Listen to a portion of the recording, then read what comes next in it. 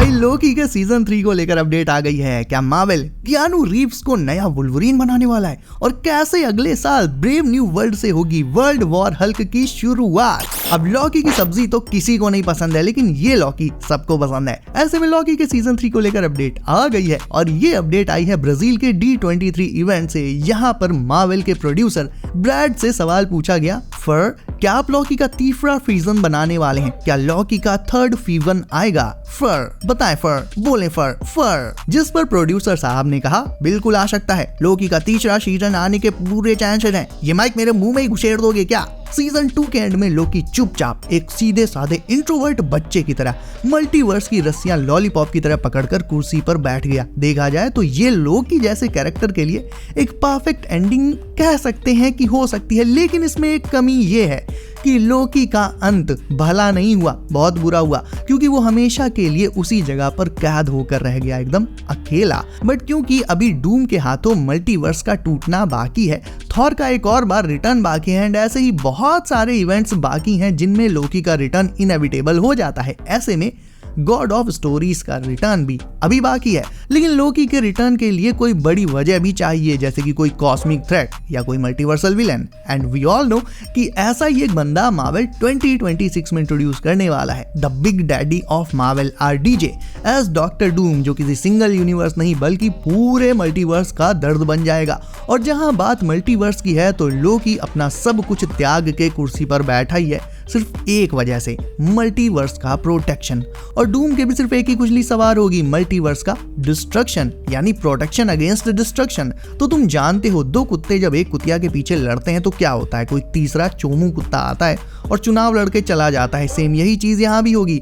Ultimately Doom जब multiverse को destroy करेगा तो इसका डायरेक्ट असर लॉकी पर पड़ेगा। तो चाहे लॉकी सीक्रेट वॉर्स में आए या ना आए, उसका सीजन 3 जरूर से आएगा, जिसमें सीक्रेट वॉर्स की आफ्टरमैथ को दिखाया जा सकता है कि डूम के मल्टीवर्स के डिस्ट्रॉय करने के बाद लॉकी का क्या हुआ, वो किस हालत में है। और इसी तरह से लॉकी का सीजन 3 उसका फाइनल सीजन हो सकता है, जिसमें मार्वल उसे वो एंडिंग दे सकता है जिसे वो डिजर्व करता है, यानी एक सुपर हीरो एंडिंग। लंगोट में हगवा दे। Alternatively season 3 if secret wars के बाद आता है तो लॉकी पूरे मल्टीवर्स को रीबूट भी कर सकता है, और ये परफेक्ट सेंस भी बनाएगा, क्योंकि सीक्रेट वॉर्स के बाद मार्वल रिबूट तो करने ही वाला है और एक नए सिरे से नई कंटिन्यूटी के साथ शुरुआत करेगा, जिसमें होंगे नए हीरोज नए चेहरे के साथ। लेकिन मार्वल को ये रिबूट ऑन स्क्रीन भी दिखाना पड़ेगा किसी इवेंट की फॉर्म में। हम ऐसे मतलब नल्ले नहीं है कि कुछ भी मान लेंगे, दिखाना पड़ेगा। सो मार्वल लॉकी के सीजन 3 में लॉकी को मल्टीवर्स रिबूट करते हुए दिखा सकता है स्क्रीन पर, same as secret wars comics story line, जिसमें सीक्रेट वॉर्स के मैसिव क्रॉसओवर के बाद सब कुछ रीसेट हो गया था। तो मार्वल लॉकी को लेकर इन दोनों में से किसी भी एक प्लान के साथ जाएगा ही जाएगा, and most probably second one makes more sense. यार वैसे आखिरी बार तुमने हल्क को गुस्से में कब देखा था? यस, इन्फिनिटी वॉर में। लेकिन उसके गुस्सा होते ही थैनोस ने उसे ऐसा बजाया कि ब्रूस उसके बाद से बच्चों को ट्यूशन पढ़ाने लगा एंड फ्री टाइम में पूरी सब्जी बांटने लगा। But finally brave new world के लालम लाल हल्क के डेब्यू के बाद मार्वल फिर से ब्रूस को ब्रेकअप के बाद वाले निब्बे से जिम जाने वाले गीगा चैट में बदलने वाला है, और इसके लिए वो world war Hulk story line को अडेप्ट करेगा। अब वर्ल्ड वॉर हल्क वाली स्टोरी लाइन में कॉमिक्स में तो ऐसे कई सारे इवेंट्स हुए थे जिन्हें एग्जैक्ट उसी तरह से MCU में उतारा नहीं जा सकता, लेकिन अब क्योंकि शी हल्क में हल्क की नाजायज औलाद स्कार को इंट्रोड्यूस कर ही दिया गया है, और इस स्कार के बैकग्राउंड को मार्वल ने अभी फुली रिवील भी नहीं किया है कि ये एग्जैक्टली किस गुफा से निकला है, लेकिन यही स्कार ब्रूस के रेजिंग मॉन्स्टर को वापस लाने का सोर्स बनेगा। देखो, ब्रेव न्यू वर्ल्ड में सैम का कैप्टन रेड हल्क को रोकने की पूरी कोशिश करेगा, एंड हो सकता है वो इसमें टेम्परेरीली कामयाब भी हो जाए, लेकिन परमानेंटली नहीं। रेड हल्क का रैम्पेज ब्रेव न्यू वर्ल्ड के बाद भी कंटिन्यू करेगा, एंड समहाउ वो किसी पॉइंट पर अपने जैसे दूसरों से भी मिलेगा। मोस्ट प्रोबेबली सबसे पहले उसकी टक्कर होगी स्कार से, और एक बार रेड हल्क ने स्कार को पेला नहीं कि ब्रूस तुरंत इससे ट्रिगर हो जाएगा, एंड जिस हल्क वाली पर्सोना को उसने कंट्रोल करना सीख लिया है, उसके गुस्से को काबू कर लिया है, ये सब एक किनारे, और हल्क फिर से ब्रूस का टेक ओवर कर लेगा जैसे उसने ज़कार पर किया था, एंड काफी टाइम तक वो ब्रूस की पर्सनालिटी पर हावी रहा था, क्योंकि अल्टीमेटली स्कार को ब्रूस बैनर से ज्यादा हल्क पसंद करता है, क्योंकि शी हल्क के अलावा एक स्कार ही है जो उसकी प्रजाति का है, end of course Abomination, but उसे मैं काउंट नहीं कर रहा हूं क्योंकि वो विलन वाली साइड से है। तो मेरे ख्याल से मार्वल ने स्कार को शी हल्क में सिर्फ इसीलिए इंट्रोड्यूस किया ताकि आगे वो स्कार को रेड हल्क के हाथों से बजवा के ब्रूस की इंटरनल रेज को ट्रिगर करा दे, और एक बार उसका गुस्सा आउट ऑफ कंट्रोल हुआ नहीं कि फिर वो प्रोफेसर ग्री और पूरी सब्जी छोड़ के वापस से मैदान में उतर जाएगा। लेकिन अब कुछ भी कहो भाई, थैनोस ने जो बेइज्जती की थी सबके सामने वो कोई कभी नहीं भूलेगा।